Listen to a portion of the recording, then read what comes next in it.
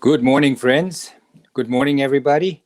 Hey, Lou, are you there? I'm there. How are we doing this morning? Good, good. Today, friends, we are going to be talking not about a specific verse or chapter in the Gita, but about the mind. And as you know, we had talked about my interest in the mind. Some of you have seen these um, programs that I've done called Memoirs of a Psychiatrist. Not the Gita, that's how we started, right, Lou? Yes. We started with Memoirs of a Psychiatrist, and in that we talked about how, as a young physician, as a medical student, I was very fascinated by the mind. Yeah. There was lots of my friends were going into plastic surgery, OBGYN, money making parts of medicine. Yeah. And it depended on what kind of grades you had, marks you had in school, that you could get into a specialty like that. And I could have gotten into that, but I chose to go into medicine to go into psychiatry because I was fascinated by the mind. And if you want to go back and look at these videos on Memoirs of a Psychiatrist, and you will see my fascination with the mind. This is what's And fascinating to me about this whole series that I find interesting, because you have as a psychiatrist, you have a working knowledge of the mind, and you understand it from a different context and from a different perspective than most people, and certainly people who follow the Gita in general and who are trying to learn these principles. So having that combined knowledge is fascinating to me. I love that filter in you. Because it's interesting to me, because you have a much more clinical view of the mind probably than most people who are swamis or practice the Gita. Well, thank you for saying that, Lou.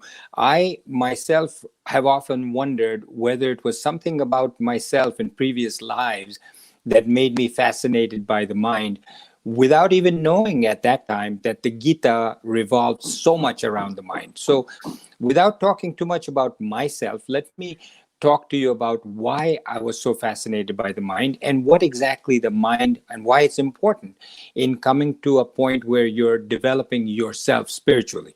Because the mind has desires, and the desires in every religion, Christianity, Buddhism, Hinduism, the desires are considered demon, Maru, Shaitan, the devil.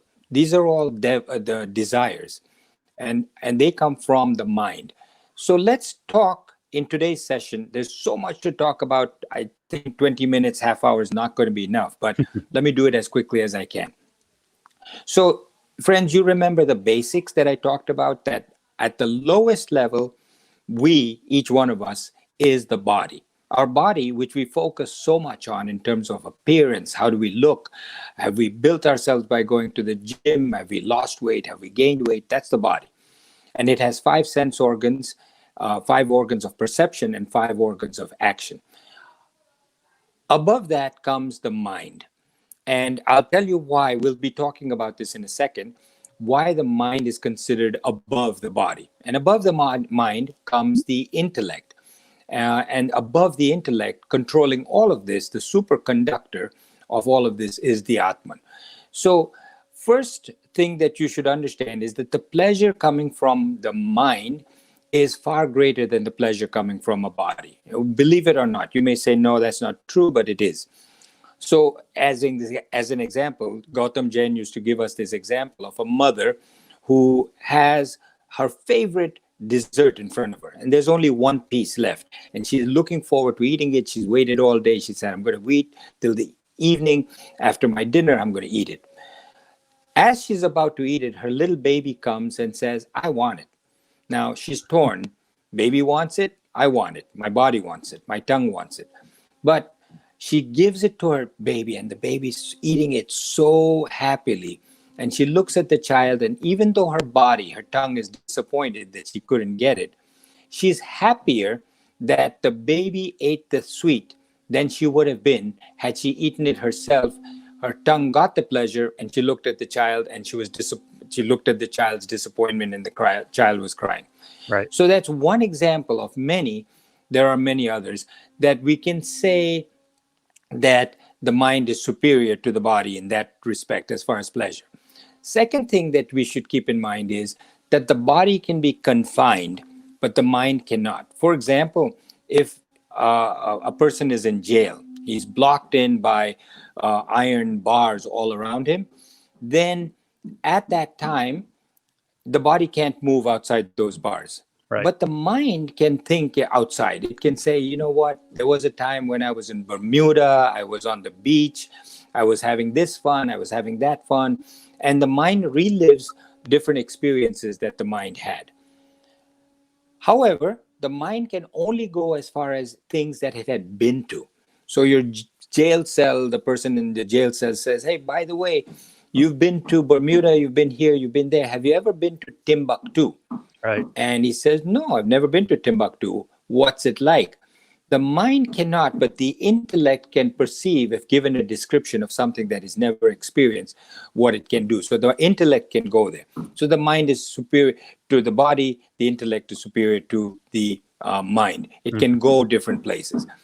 The mind is with us for many, many, many, many, many lives, so many thousands. And because of that, it gets to be really deep. So the ocean, I was just looking it up to say how deep is the ocean. On an average, the depth of the ocean is about 2.3 miles, is what I found out. Wow. But at its deepest point, you remember the spaceship Challenger, Yes. Lou? Yes. So there's something called the Challenger Deep. And that Challenger Deep is in the Pacific Ocean. That's the deepest known point of the ocean. That's 6.86 miles from the surface of the water to the deepest point. 6.86 miles. Can you imagine that? No, I mean, can't. we go for a walk. We walk 1 mile and say, wow, that was a great distance. This is almost 7 miles of depth. Anyway, that's the depth of the ocean. But at the surface of the ocean, you see little waves, big waves, ripples. And that's exactly what the mind is like. It is so deep. It has many, many, many previous experiences that it has in it. Now, it's not just the human experiences, because we may have been a human being in the past lives, an Egyptian, a Chinese, Indian, but before that, we were animals. And it also has rudimentary memories of that kind of thing. So what does the mind want? Just as when it was an animal mind, it wants, first of all, not to be dead. It Right. wants to be alive. So the first thing the mind does is it protects itself from any danger that's going to kill it.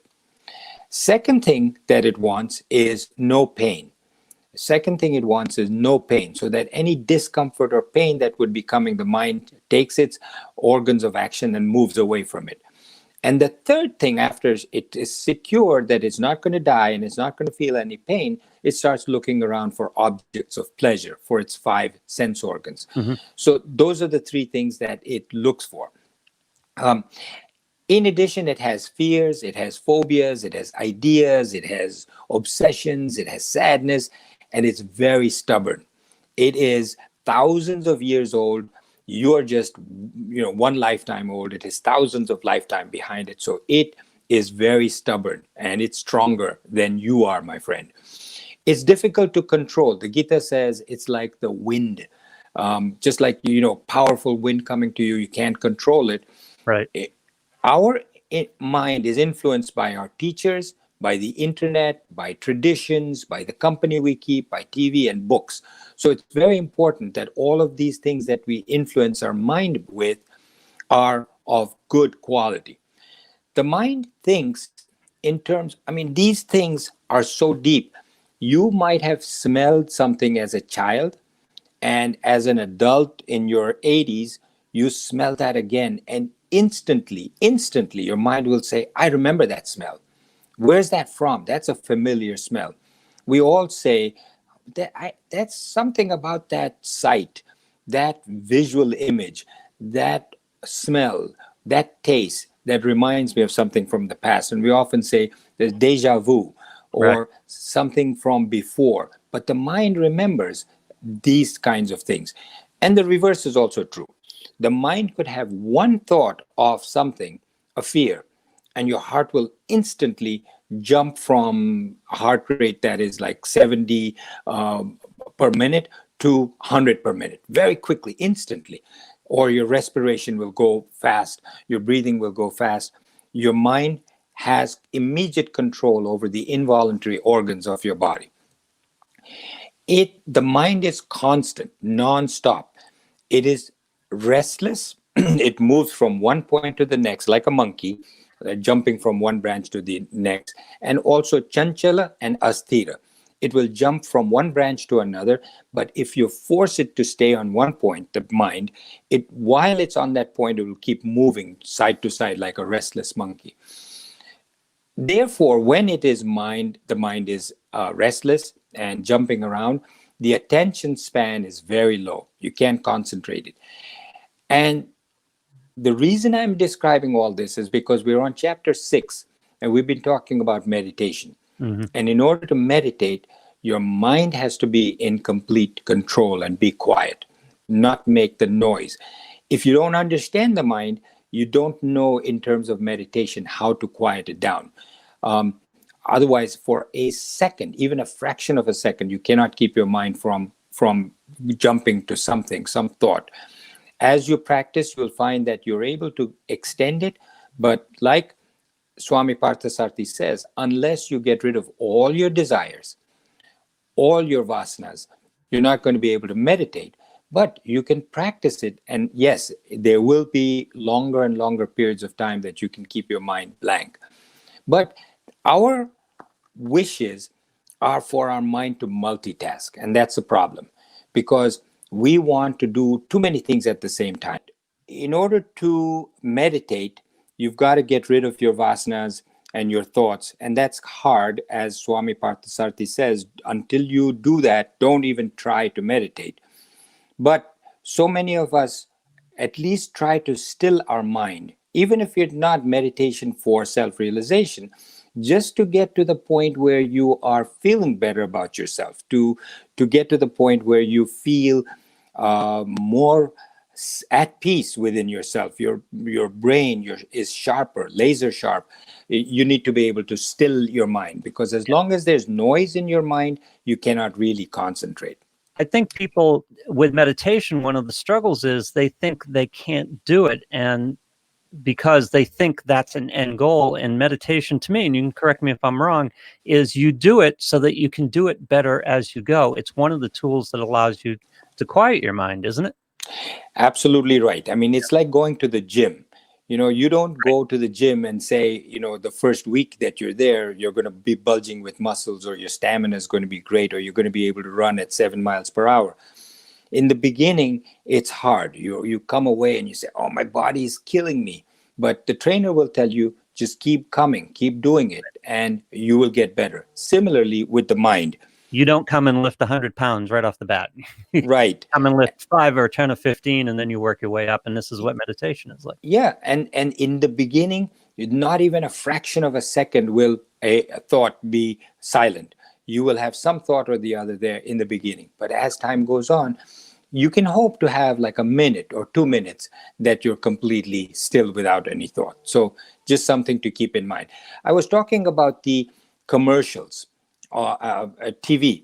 When in the beginning, maybe 40 years ago, CNBC, when it first started, was just one screen with Sue Herrera or some news anchor like that. You ever watch CNBC, Luke? Not back at that point, no. No. But used to have one anchor, and he or she just used to speak. Right. Maybe there was nothing on the screen behind her. You just saw her face or his face. Now, you have, in addition to the person speaking, there are multiple screens on it. There's a ticker running on the bottom. Yeah. On the side is the price of oil and the price of gold and the price of silver and the latest political news. And it's just so crowded because people want more than one thing at any given time. And that's us. One way to practice this is, my friend, to slow your life down. Don't try to multitask. You'll only reduce the quality of your work by multitasking. Focus your mind on one thing and one thing alone. You'll get more done. It's not like I know people who try to do many things at one time. They think they're super efficient. Their production is worse They lose time and the quality is not as good. So the mind has strong desires.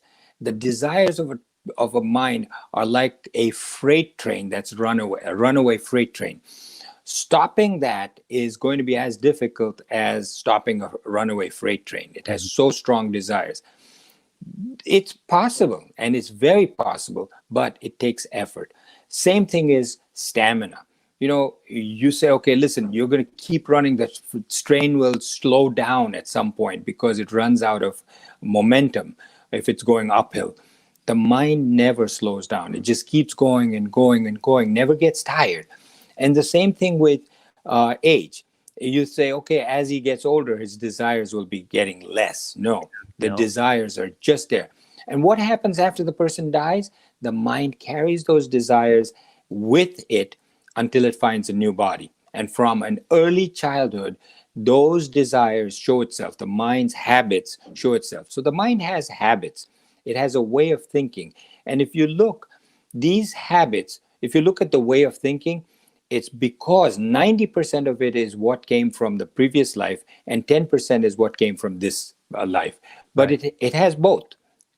So to protect, very quickly, to protect life, protect yourself from pain, and go towards worldly pleasures, you have to try to slow your life down, slow your mind down, and recognize that when you're in an audience, you're sitting in a theater, there's a loud sign, everything is quiet, the person on the stage is talking, there's a loud sound from behind. You see the majority of people turning around and looking back to say, what was that sound? Yes. There are some who will not turn. They will keep their attention focused on the speaker as he's talking. There are those who, even without a sound, will keep turning around and looking. Right. And you, as you get this knowledge, my friends, you will see that you're able to pick up animalistic instincts in people. Those are just like an animal that is eating, a dog, for instance. As he's eating, his eyes are looking on every side for danger. Right. He's looking here, there, everywhere. He doesn't just focus on his food and eat. He's always looking around. So as with any carnivore, always afraid of what's coming.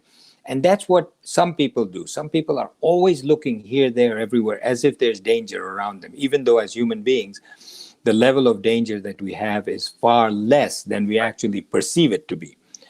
So that's why it's referred to often when we talk psychology, people refer to the monkey mind or the reptile mind, because it's those instincts that are vying for our attention, grabbing our attention all the time, because they're designed to do that. They're designed to help us survive. Monkey mind, the scriptures actually called our mind a monkey, symbolize, or a rodent, like a rat or a mouse. And we can go into that sometime. Yep. But the scriptures teach us that there's artha and kama. Artha means self-preservation and kama means desire. And that's what really the mind wants to do. Right. And the way to get around this, my friends, as we go into the next verses and chapter, is to do something else. Give the mind a different habit. So one thing is japa. Japa is repeating something over and over again, like a mantra. And you keep doing that while you're doing your prayers, while you're sitting there, you're just doing the same thing over and over again. Some other habit. So in Sanskrit, it says vairagya, which means renunciation. And this renunciation only comes through discrimination, through viveka, through satsang, which is a good company that teaches you good things, or through prayer. It only comes through knowledge, not willpower. So this renunciation, you cannot will yourself to do it. It has to come through knowledge that says, I want to get past this. And through abhyas. Abhyas doesn't mean study. Some people think abhyas means study. Abhyas means a routine, a habit, something that you keep doing over and over again. So discrimination, and then vairagya, which comes from repeated renunciation over and over again. Last thing I want to mention is something known as funeral renunciation. So many people, if they've got a loved one that they're very close to die, then they say, I don't want anything. Come on, let's go to a movie. Let's go to a nice restaurant. He said, I have no appetite to eat. I have no desire to see a movie. I don't want to do anything. That renunciation is only temporary. That's a funeral renunciation. It comes right back. Many people think that what we do when we try to do renunciation by willpower is a funeral renunciation, and it will come back. You're only suppressing it. So hopefully this will give you some idea about the mind. Recognize that if you were to go back and look at these videos, I gave you an example of how I was shocked when I was like, forget 21, 22. I was a resident doing hypnosis, and I went to see, remember that, Lou? This Yeah. was, seems like ages ago that we were talked about this. But I saw a patient who was in ICU that was dying of asthma, Yeah. status asthmaticus. And at that time, we didn't have the medications we did today. And I was just a kid. I didn't know what else to do as a psychiatrist. And I said, let me try and hypnotize him. He said, okay. I hypnotized him. Now, I worked on his mind. Everybody else was working on his body for the asthma. I Right. worked on his mind, and under hypnosis, his breath came back to normal, and he survived and he lived. And later, as I say in this thing, in this video, he died the same way. His wife presented him with divorce papers, and he had an asthma attack, and he died. So his mind killed his body again.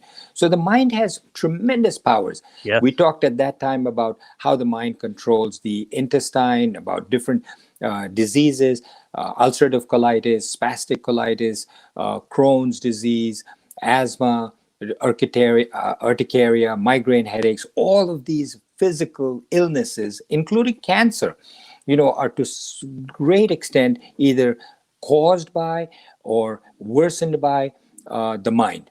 And Right. so they're called psychosomatic. Doesn't mean that they're in your mind, you're imagining them, but it does mean that the mind can influence these diseases. So friends, thank you very much for listening. I hope this little deviation from the Gita makes it easier for when we do come back to talking about the verses, makes it a little easier for you to understand how difficult it is for meditation to go on without controlling and knowing the mind. So thank you for listening, and I'll see you next time.